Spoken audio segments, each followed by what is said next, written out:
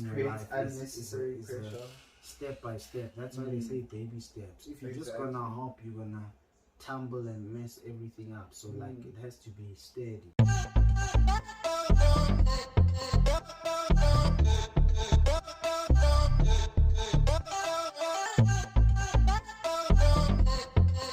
Hi guys, welcome back to Cru Topics. It's your boy, I am Naveen, and I'm here with Sia Luigi. So today we've got topics that we're going to cover. It's habits, we're talking about healing, we're talking about mental health, we're talking a whole lot of things, and we hope you guys keep watching. Don't forget to like, subscribe, and leave a comment. Also, like, is super crazy for me is I always try my best to understand the concept of a human being. So in my head I'm always analyzing and assessing, and which is important. Yeah, of course. You need to scan and pan and visualize everything that's happening around you. So for me it's like when I assess certain aspects of human life, and you know, through watching and listening to people, you get to see that, okay, they say that human beings are habitual.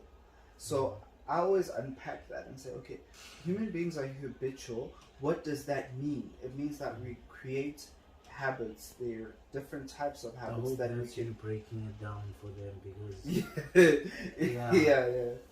So it's the types of habits that we create. You have negative or bad habits, you have positive or good habits. So now with your habits, it's like, what habits do you create and what habits come to you by default that you've received from your environment? Because you know, like, the environment always plays a huge aspect to your character and your being. So I always unpack that and I say, okay, because I'm a habitual being, how do I now take that of habits and turn it around into not just being something I unconsciously do the whole time, but I turn it into something that works in my favor, like something that is going to make me a better person or push me further to where I want to be. So I always try my best to say, okay, I'm a habitual being. Some habits I've received from my environment and some habits I create by myself. So what habits can I create for myself that will push me to go past a certain boundary of myself? You know, so I feel like that is such a huge aspect, especially when you're talking about your mentality and the mental aspect of your life. What habits are you mentally creating for yourself? Is it habits that are just delaying you and like creating obstacles for yourself? Is it habits that are just they're not positive or negative, they're neutral, but they are becoming like sort of a weight? Or is it a habit that is pushing you to do better, to be better, to achieve the goals that you're stating out for yourself?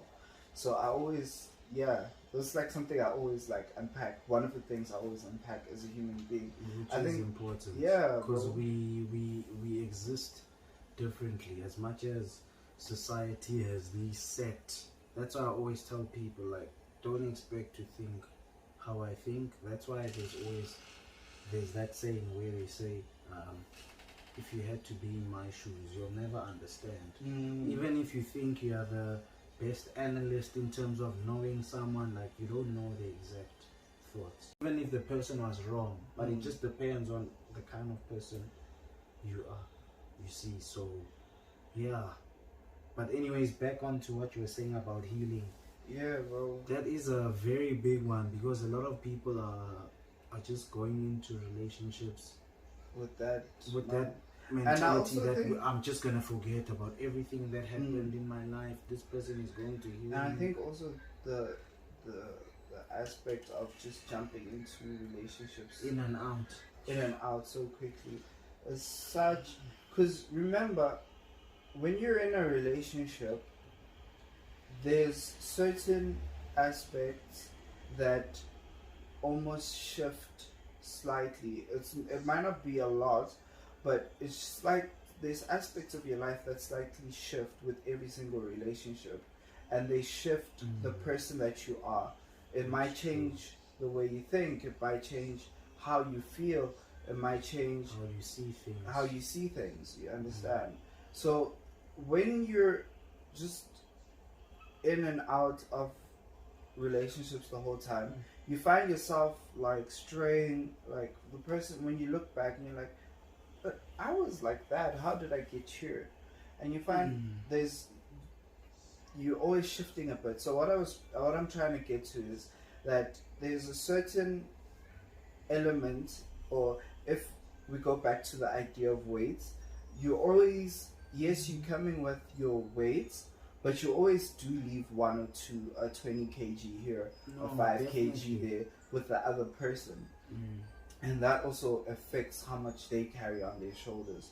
So for me, I think always going into a relationship is, am I mentally in the right headspace, spiritually in the right place, and in my heart in the right place as well? Because these are the things that get exercised in your relationship, or when you're going into a relationship.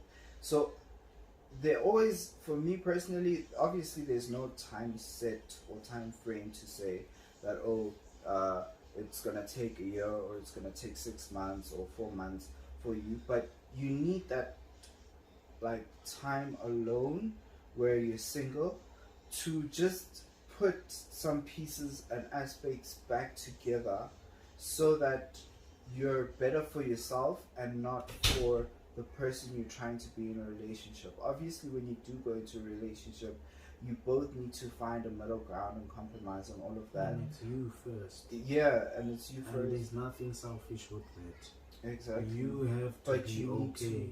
You need to make sure you're in the right space, so that you're not offloading so many weights onto your partner. Because they're also carrying their own baggage. Exactly. It gets pretty heavy. It does. And that... And projecting.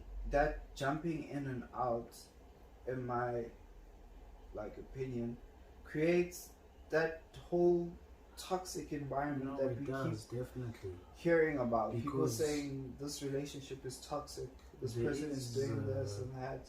There is a study that says people that have been in and out of many relationships are the ones who later on struggle to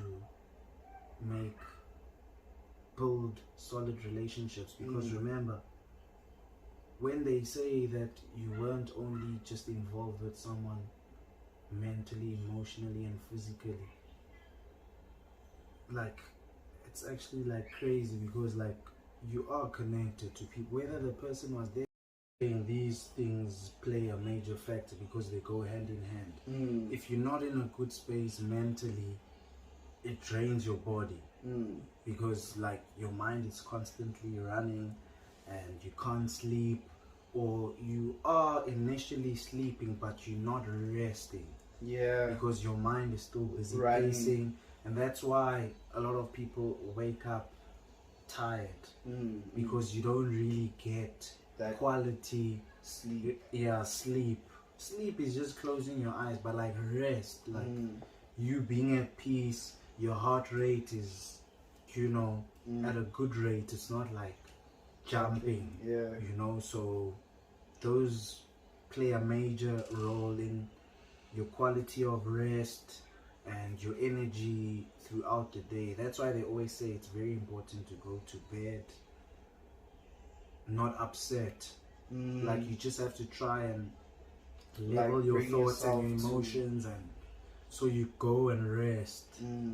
Bring yourself ease. To when you knock off at work, if you knock off at work, if you're a 9-to-5 person, or let's say you were just doing an event or something, and then you just close off your day, you have to do that with yourself as well.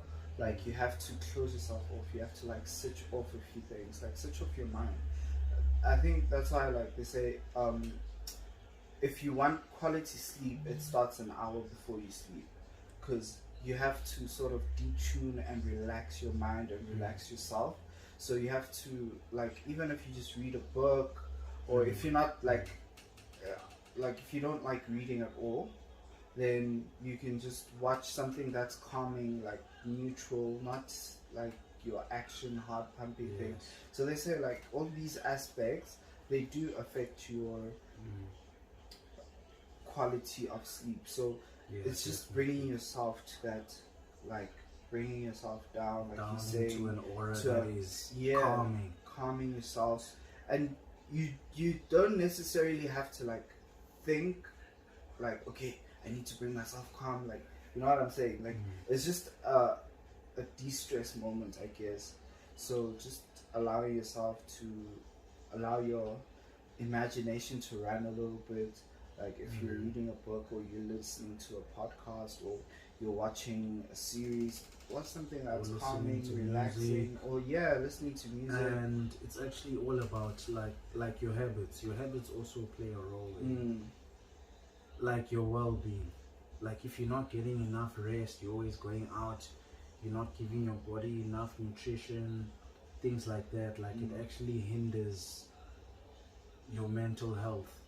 We would know. You remember when we were busy working up and down, bro, probably sleep at 11, we're waking up at 4, and you find your body just pushing itself to the limit.